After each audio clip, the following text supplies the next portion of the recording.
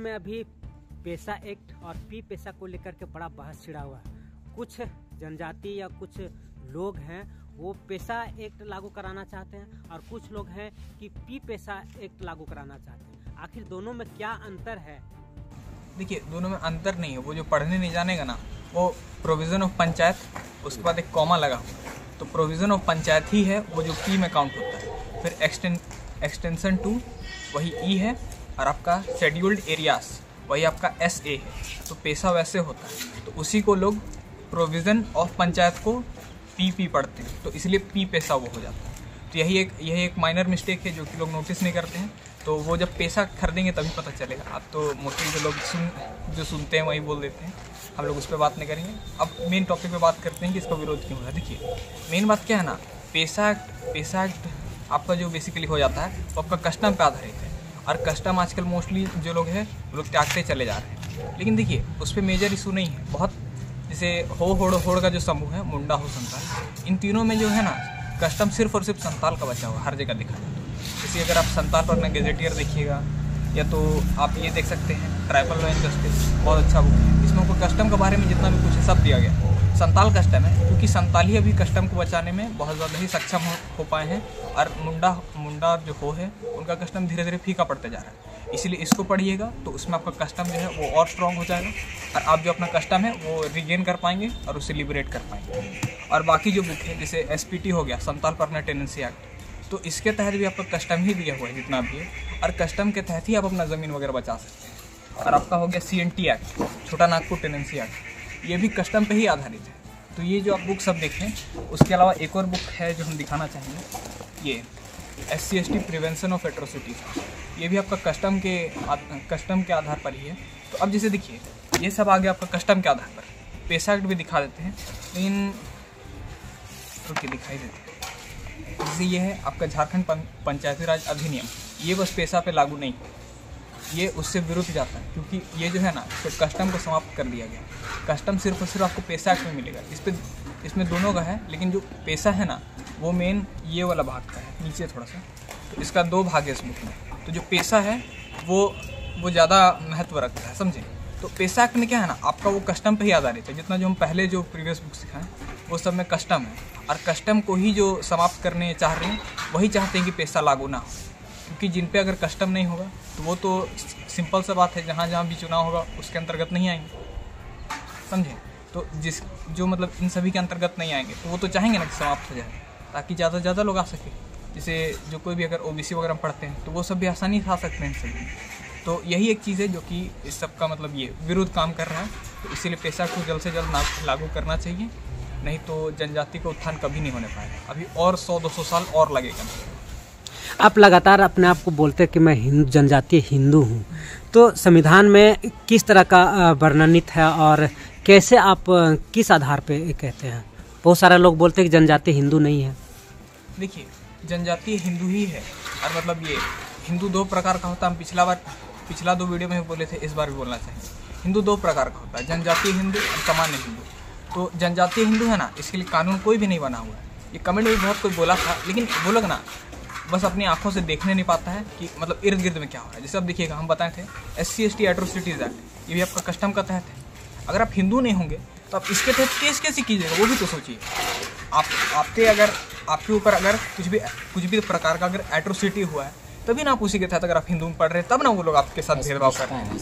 अस्पृश्यता, अनटचेबिलिटी, वही बात है। तो आपके साथ भेदभाव कब होगा? जब आप हिंदू में पढ़िए, हिंदू धर्म में उसी में ही बस छुआछूत है, बाकी अन्य धर्म में नहीं है, ठीक है। और बात रह गया, जैसे यहाँ पर बहुत कोई बोलते हैं कि पिछला वीडियो में जैसा हम बोले थे कि अब बहुत कोई बोल देंगे कि इस्लाम में भी मतलब अब आदिवासी भी 2 प्रकार का होता है, जनजातीय आदिवासी और उसके बाद इस्लाम आदिवासी है, तो अन्य प्रकार का आदिवासी, ठीक है, बाकी अन्य धर्म। तो ऐसा नहीं है, हिंदू धर्म में ही जो प्रथा है, जैसे कि देखिए ओल्डेस्ट जो धर्म है वो हिंदू धर्म है, ठीक है। तो प्रथा और कानून वगैरह होगा, तो वो सब किस में होगा? सबसे पहले प्रथा मतलब पुराना एकदम सदियों से जो चली आती है उसको आप प्रथा बोलते हैं, और जो बनाई जाती है उसको परंपरा बोलते हैं। तो हम लोग को तो ये सब बनाया हुआ नहीं है, ये सब प्रथागत पूर्व से चलते आ रहा है, ये सब बनाया हुआ नहीं है। मेन बात तो ये है। तो जो ओल्डेस्ट धर्म है उसका ये भाग हो सकता है कि नया तो धर्म अभी जन्म नहीं लिया है। जैसे अभी बहुत कोई बोल देंगे आदि धर्म, फिर प्रकृति पूजन, तो वो सब हिंदू धर्म का ही शाखा है। समझे। तो यही कारण है। अब देखिए, हिंदू 2 प्रकार का होता है, उसका हम थोड़ा सा उल्लेख भी दे देते हैं। हिंदू जैसे सामान्य हिंदू के लिए ना कानून बना हुआ है, लेकिन हम लोग के लिए ऐसा नहीं है। हम लोग का जो सामाजिक जो व्यवस्था है इसको कस्टम बोलते हैं। कस्टम आपका रूढ़ी, प्रथा, चलन, रिवाज और ये दस्तूर भी आता है आपका। और ये रूढ़ी प्रथा दोनों मतलब मस्ट है, रूढ़ी और प्रथा। इसको बलि देने वाला प्रथा बोलते हैं और प्रथागत कानून इसी को बोलते हैं। तो रूढ़ी प्रथा जो है वही आपका मस्ट है। ये अगर आप इसमें फॉलो नहीं करते हैं तो आप हरगिज़ आदिवासी जनजाति हिंदू नहीं हो सकते। और यही चीज़ है जो आपको जनजाति हिंदू जोड़ता है। एक और पॉइंट दे रहे हैं, जैसे हिंदू धर्म का ना 3 भाग है, मतलब उस पर 3 पार्ट में डिवाइडेड है। जैसे एक हो जाता है आपका वैष्णव, इसमें विष्णु जी की पूजा की जाती है। संताल में उनको ठाकुर जी, ठाकुरन जी बोलते हैं। लेकिन मुंडा हो में भूल गया है, तो वो भाग को तो वो रिकॉल नहीं कर पाएंगे ना। फिर उसके बाद शैव होता है, ठीक है, वैष्णव, उसके बाद शैव, और उसके बाद एक और पार्ट होता है शाक्त। तो शैव जो है उसमें शिव जी और बाकी जो अन्य भगवान हैं उन सभी की पूजा की जाती है। इसमें बलि लगता है, वैष्णव में नहीं लगता है। और सबसे लास्ट में शाक्त, उसमें जितने भी देवी लोग हैं उन सभी की पूजा की जाती है। और इसमें भी आपका जो है बलि प्रथा का प्रावधान है। तो नीचे वाले 2 जितने हम बताएं उन दोनों में बलि प्रथा का प्रावधान है, ऊपर वाले में नहीं है। और देखिएगा सामान्य हिंदू है ना, इन सब में से कुछ एक ही मानेंगे, समझे। जैसे कोई विष्णु जी की पूजा कर रहे हैं तो उन्हीं की करेंगे, और बाकी अन्य जो 2 भाग हैं उन सब में से कोई एक ही का करेंगे नहीं, बस एक ही को चुन करके करते हैं। जैसे आप कभी भी कोलकाता जाइएगा तो वहाँ काली माँ का बहुत भक्त है, दुर्गा पूजा वहाँ सबसे अच्छे से मनाया जाता है धूमधाम से। तो कारण यही है, वहाँ पास वो ये वाला भाग को मानते हैं, ये स्पेसिफिक भाग। और सबसे लास्ट में आ जाता है आपका शैव। तो शैव को तो आप मोस्टली हर जगह मतलब पूजते हुए देखते होंगे, तो बस यही है।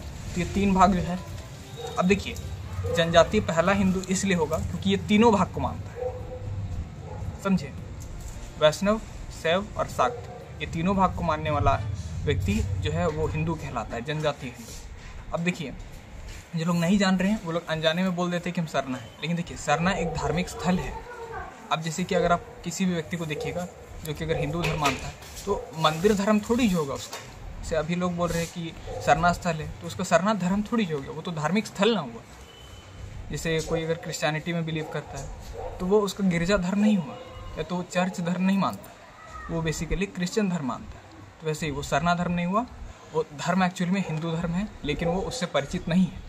उससे बहुत कुछ तरह से वो जान सकते हैं, जैसे हिंदू विवाह अधिनियम, ये सभी हिंदू विवाह अधिनियम, हिंदू उत्तराधिकारी अधिनियम, जैसे आप और भी बोल सकते हैं हिंदू भरण पोषण अधिनियम, इन मतलब और भी है, जैसे सिविल अधिकार संरक्षण अधिनियम, फिर आपका सामान्य नागरिक संहिता। इन सभी के तहत हम लोग को हिंदू माना गया है, लेकिन हम लोग जो है इन सभी के अंतर्गत नहीं आते हैं। ये सभी जितने भी कानून हैं ये सभी हम पर लागू नहीं होते। हम लोग का सिर्फ और सिर्फ जो कस्टमरी लॉ सब है वही सब के तहत मतलब हम लोगों पर वही सब के तहत जो कानून आएगा वही लागू होगा, सामाजिक कानून। और तो पी पेशा को विरोध क्यों कर रहे हैं? आखिर क्या उनसे नुकसान है उन लोगों को जो लोग विरोध कर रहे हैं? देखिए पी पेशा अगर लागू होगा ना तो जिनका कस्टम है सिर्फ वही लोग चुनाव लड़ सकते हैं, बाकी जिनका नहीं है ना वो लोग को सिर्फ और सिर्फ वोट देने का अधिकार है, वो सिर्फ चुन सकते हैं जिनको वो चुनना चाहते हैं अपना प्रतिनिधि को, लेकिन वो खुद खड़े नहीं हो सकते प्रतिनिधि। तो कोई क्यों नहीं चाहेगा कि वो अपना समाज से उसका कोई खड़ा हो, वो तो चाहेगा ना। लेकिन अगर जिसका कस्टम समाप्त हो गया है वो तो बिल्कुल भी नहीं चाहेगा ना कि हम लोग आदमी लोग खड़ा ना हो पाए। इसलिए वो लोग चाहते हैं कि पेशा समाप्त हो, और वो लोग जो पेशा को पढ़ने नहीं जाते हैं वही पी पेशा पढ़ते हैं। यही थोड़ा सा मिस्टेक हो रहा है। और बाकी बात देखिए, पेशा को मतलब वो लोग इसलिए अवॉइड करना चाह रहे हैं ताकि उनका समाज के लोग अभी जिस प्रकार से खड़ा हो रहे हैं वैसे ही खड़ा होते रहें, लेकिन उससे तो अधिकार का हनन होगा ना। संविधान का जो बात विरुद्ध जा रहा है वो सब लोग हैं हम लोग विरुद्ध, बाकी बात हम लोग किसी दुश्मनी थोड़ी है, यही बात है। तो पी पेशा जो लोग बोल रहे हैं कि पी पेशा लागू होना चाहिए, तो पी पेशा में क्या है? मैंने क्यों बार बार प्रेशर बना रहे हैं कि पी पेशा ही लागू होना चाहिए? नहीं देखिए वो पी पेशा नहीं है एक्चुअली में, वो पेशा एक्ट ही है, लेकिन उसको ना वो लोग गलत तरह से बोल रहे हैं, प्रोनाउंस कर रहे हैं, वो बोलने का तरीका ही गलत है उनका। कभी भी आप देखिएगा ना provision of panchayat extended to scheduled areas, तो वो प्रोविजन ऑफ पंचायत के बाद एक कॉमा लगा हुआ है जो कि वो दोनों को ही एक साथ जोड़ता है। पंचायत का प्रोविजन है, समझे, तो पंचायत ही गिनाएगा, panchayat extension to scheduled areas ही मान सकते हैं उसको। पी पेशा बोलने का आवश्यकता नहीं है। और पी पेशा का जो लोग विरोध कर रहे हैं वो लोग सिर्फ और सिर्फ यही चाहते हैं कि वो इन सब मतलब जितने भी है रूढ़ी जनविधि के तहत जो नहीं काउंट होते हैं वही लोग सिर्फ और सिर्फ इसका विरोध करेंगे, बाकी लोग और कोई नहीं करेगा। अमन जी, पी पेशा और पेशा एक्ट में एक बात आती है, 6ठी अनुसूची और 5वीं अनुसूची। 5वीं अनुसूची पेशा एक्ट में आता है, 6ठी अनुसूची पी पेशा में लोग बोल रहे हैं। तो ये दोनों में बड़ा कन्फ्यूजन है, तो क्या कन्फ्यूजन है उसको आप थोड़ा सा समझाइए। देखिए 5वीं अनुसूची में आपको बता देते हैं। 5वीं अनुसूची जैसे अभी है यहाँ झारखंड में लागू है, ठीक है। 5वीं अनुसूची के तहत जो था उसका एक नियमावली बनना था, जिसके तहत आपका यहाँ पेशा एक्ट लागू होता है, जो कि अभी फिलहाल तो 29 साल से नहीं लागू हुआ है, क्योंकि 1996 में पंचायती राज अधिनियम के तहत आपको लागू करना था यहाँ पास, जो कि अभी कितना, अभी 2024 के बाद अब 25 चल गया है, लेकिन लगभग आप मान लीजिए मोटा मोटी 29 साल हो गया, लेकिन आज तक लागू नहीं हुआ है। कोई गवर्नमेंट इस पर ध्यान नहीं दिया, तो ये थोड़ा सा इशू बन जाता है थोड़ा सा अपने लिए। लेकिन अब देखिए 5वीं अनुसूची जो है उसके तहत क्या होगा कि इस पर क्या है ना, पेशा एक्ट लागू होगा। पेशा एक्ट के तहत जिसका कस्टम है उसी को सिर्फ और सिर्फ चुनाव लड़ने का और उस पर खड़ा होने का अधिकार है, ठीक है। जिसका कस्टम है उसी को, ठीक है। तो इससे क्या हुआ, जो जनजाति था, जो नीचे स्तर पे गिरा हुआ था, उसको उठाने का तो एक काम हो गया। लेकिन अब जब 29 साल से नहीं हुआ तो लगभग वो 29 साल रहा है, लेकिन उसी के चक्कर में जनजाति को तो लगभग 150-200 साल ढकेल दिया पीछे। तो ये किसी हो गया ना, क्योंकि गांव देहात में अगर आप ग्रामीण क्षेत्र में जाकर के देखिएगा तो अभी भी जनजाति का उत्थान नहीं हुआ।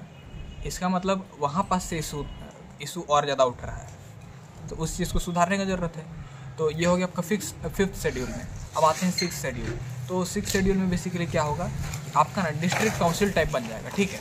तो जहाँ पास का भाषा का आधार पर होगा, तो वहाँ पास का लोग ना भाषाई आधार पर वहाँ पास ना जिसका बहुमत होगा, जिसका भाषा सबसे ज़्यादा बोला जाएगा, उसको मतलब वही समूह का एक व्यक्ति उठ करके वहीं पास से खड़ा हो सकता है और वो चुनाव जीतेगा वहाँ पास से, ठीक है।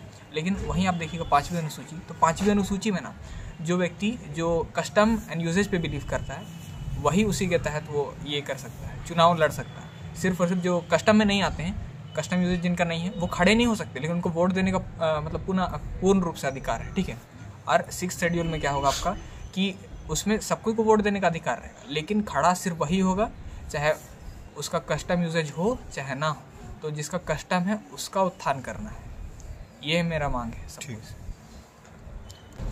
परिचय पूरा। नाम अमन मुंडा हुआ और गौसनर कॉलेज में फ़िलहाल पढ़ रहे हैं।